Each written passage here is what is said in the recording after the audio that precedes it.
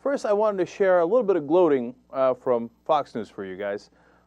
They're ready to rub it in your face, and they seem quite ecstatic about it. And you got to give the devil its due. They did win yesterday. They get to gloat. So enjoy this, clip number 8. Look, if I had to come up with one word, this is a revolution. First Virginia, then New Jersey. Yep. Massachusetts, Stuart? Unbelievable. Even I know that Massachusetts is a deep-dyed blue Democrat What do you mean even you know? I mean, with a voice like this, okay? But it's astonishing. It is a revolution. Yeah. It'll have a profound impact on politics and policy. I hereby say healthcare is dead, and I think cap and trade is dead. Well, unfortunately, I pretty much agree. Now, healthcare right now, this current version of the bill is indisputably dead. They say they will not pass it before Brown takes his seat. They don't have 60 senators for this terrible compromise they came up with in the first place. So this version is dead. Climate change, that cap and trade bill was hanging on by a thread anyway. Now it's got no prayer with more Republican votes. But understand the lesson there. What Stuart Varney and Sean Hannity and Fox News Channel are telling you there is, great, the establishment wins again. There will be no change in climate change. There will be no change in healthcare reform. We stopped all the change. So ironically, as you voted for change in Massachusetts, what you nearly guaranteed is that there will be no change. Because the Republican Party is never, ever going to fight the establishment.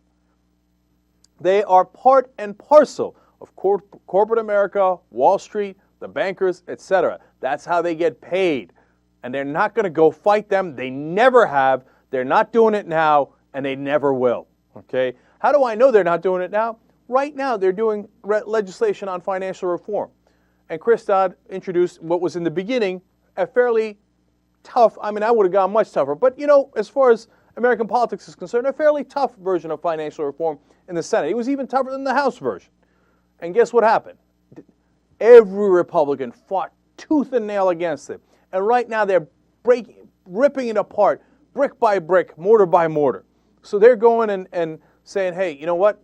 The Consumer Protection Agency, we can't have it. We don't want consumers protected. We want the banks protected. Take it down. And right now, Chris Dodd, we find out actually yesterday, is considered getting rid of the Consumer Financial Protection Agency altogether. So you will not be protected. Why? The Republicans don't want it. Okay? Every regulation imposed on the bankers, or that they want to impose on the bankers, whether it's on out-of-control derivatives, out-of-control leverage, you name it, the Republicans universally oppose the regulation. They want to let the bankers do whatever the hell they want. You think you voted for a change in Massachusetts? No, you voted for the establishment. They suckered you into it. And you see how ecstatic they are? They're like, yes, there'll be no change. We got the people to vote for us by tricking them. And they did.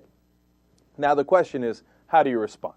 Because if you give in to the Sean Hannitys and the Stuart Varneys of the world, and Obama goes, okay, you're right, no health care reform, no climate change. I don't know that even he would whine that much. When he comes out like that, well, you're going to play right in their hands. If you believe Fox News, if Obama's stupid enough to believe Fox News Channel is right, that what he should do is go further to the right, further to selling out to corporate America, which American people are sick of, well, okay, go in that direction and you'll get none of those changes. And then at the end, in 2010, when the Democrats, run for their elections in the House and the Senate, and then eventually in 2012 when Obama runs for his election, he'll be able to say, I brought you no change. Wait a minute, what happened? Because that's what the Republicans want you to do, right? I mean, you just saw it. They don't want you to take any action on any of these bills. They don't want any reform. So if you listen to them and you go further right, what possible hope do you have? What argument do you have for the American people? But I tried to be bipartisan. How many Republican votes did you get for your effort? Oh, none. On all of these issues. Well, then you failed, didn't you? Well, okay, well, how about the change you promised? Oh, and you didn't give me any change. Well, then you were a goddamn failure. Look, I'm getting worked up. Okay? I'm going to be honest with you. So the question for Barack Obama today is, hey, are you going to do anything? Or as they said in Tombstone, or are you going to just sit there and bleed? God, that was a great line. Best thing Kurt Russell's ever done. All right, anyway, so you know the guy he slapped in that scene? Billy Bob Thornton, not very well known. Go back and watch it. Anyway, so, Obama, if you don't want to sit there and bleed, here's my suggestion to you, okay? First of all, you want bipartisanship? You don't get bipartisanship by kindly asking the Republicans, by trying to be nice to them. No, ironically, the way you get bipartisanship is you force it on them. What do I mean by that? Okay? It doesn't seem like, wait a minute, bipartisan, how can you force that on things? You can. Watch, okay? What you say is, look, I'm going to go and rip the bankers a new one. Maybe 2 or 3 new ones, okay? I'm going to put so many holes in them, they're not going to know what to do, okay? I'm coming for them. I'm quoting Tombstone a lot today. Tell them I'm coming, and I'm bringing hell with me. Now, Republicans, here's your choices. You either say, oh, you're right, I'm not with the bankers, and you come and you vote with me a couple of times, and all of a sudden I look bipartisan. Or you say, you raise your hand and you say, I am with the bankers. Say it. Say it.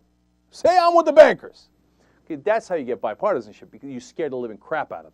Okay, then they go, okay, I'm not with the bankers, you win. What do you need me to vote on? Financial reform? Okay. That's how you do it. Okay, now, but that requires guts. Okay, but if you don't have the guts, well, you ain't going to get the votes.